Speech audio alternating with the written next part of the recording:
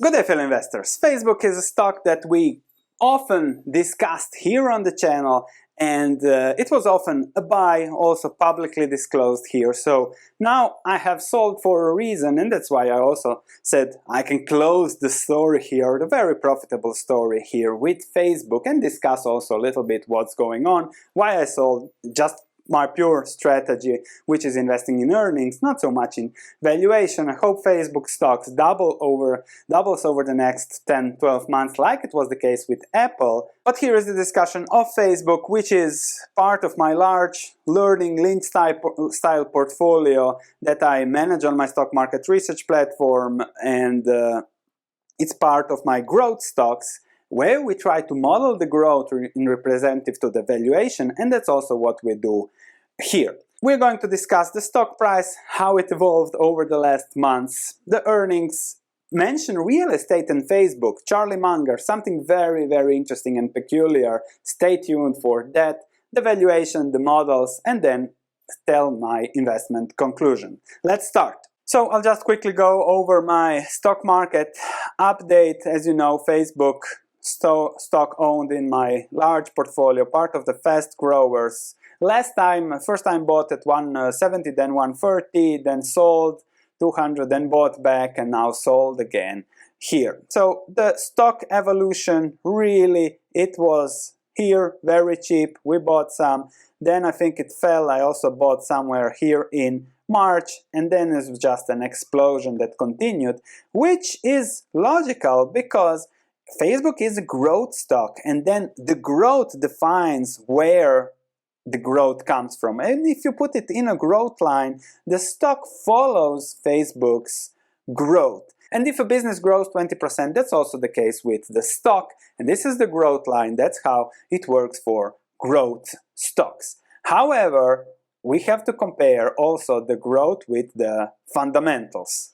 So even ad boycotts, they sank the stock just 2 days. That didn't mean much, so they clearly recovered from that. It exploded forward. I don't hear any more talking about that. So let's discuss earnings. The company kept growing over the world, but also in Europe and US, which are the most important markets, because most of the money is made there. And you can see the average revenue per user in the US is $36, much lower in Europe, and then much lower across the globe. Also, these differences in growth between growth in Europe, rest of the world going down, is something that we can also apply to the dollar. If the dollar goes down 4% and earnings go up 4%, here in dollars, it doesn't look like growth, but there is growth. This is Facebook growth quarter over quarter. That was 10.6% revenue growth. So it keeps growing, but it isn't 20% growth. It's just 10% growth, and that's also a fundamental difference. Also, revenue expenses have been going down, which is always a positive, as these, let's say, implications of Cambridge Analytica, etc., settle down. Politicians have other things to worry now, so Facebook is given a breather, we can say. Net income grew more than revenue, increased 12% over the same quarter in 2019. Don't forget here I'm adjusting for the fine that they had to pay. 12.1%, that's good. Earnings per share over the last 12 months amount to $8.19.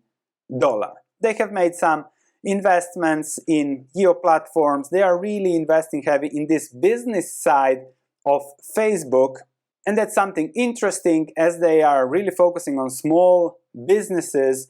But we'll see how much money you will want to spend on Facebook, and this is again something tricky, something growing. And the higher a stock price goes, the more exuberant the projections about the business become. Facebook business, clicking, buying over Facebook.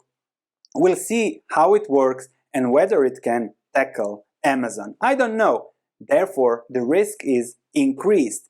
Ads that I knew how worked, I could model that, and therefore Facebook at the price-earnings ratio of 20 was cheap. Now at price earnings ratio 40, promises, that's something I don't know how will work. But let's dig into this, something very important and peculiar. If you listen to Charlie Munger, he says he doesn't even look at macro newspapers.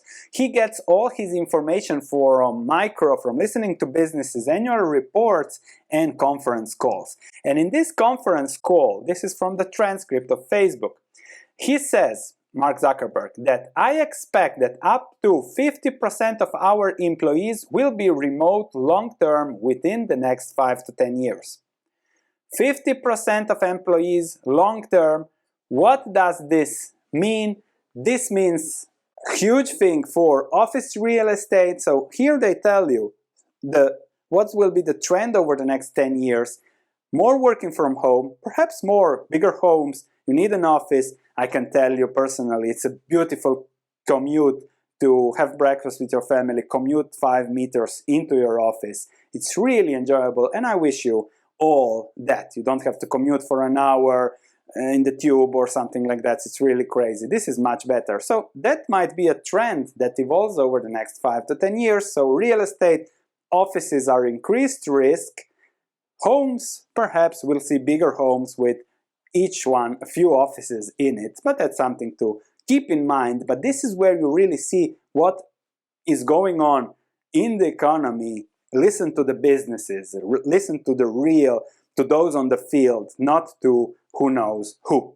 And they expect on their future also 10% growth in the next quarters, so that's good. And now when it comes to valuation, now we have a company with a price earnings ratio of 37 growing at 10%. If I model that, as long as they keep growing 10 and 50% and the valuation remains the same at 37, then, okay, that will be the return you can expect, 10 and 15%. But, and here it comes the tricky part, if the valuation turns south and falls back to 20, let's say, in the future, then the stock price is already exuberant and expects a similar valuation. If it goes to 20, and we have seen Apple in 2016 being at 10, when the company reaches peak growth, then you have a price earnings ratio of 10, 20. And then the yearly return from here to here is just 3%. That's the risk reward. It's becoming a valuation game, not more a fundamental game. Great earnings to have at the price earnings ratio of 20. That was low risk, and that is why I put it in the large portfolio. My investment conclusion, well, now we are price earnings ratio of 40 on slower growth, can be higher growth on what will come in the future, but you know Facebook, there will be a scandal over the next 6-12 months, and then we will take a look again. I'll keep this on my watch list. I hope I have finished this cycle on YouTube, but on my platform I'll keep watching it, keep updating, and we'll see where it fits a value investing perspective, where we invest in earning growths at fair prices, not at exuberant prices. I hope this has helped you. Please click the like button if it does. If you haven't subscribed, please subscribe. Thank you very much. If you want to check other things that I do, my book or free investment course where we teach these valuation models, please check the links in the video below. Thank you, and I'll see you in the next video.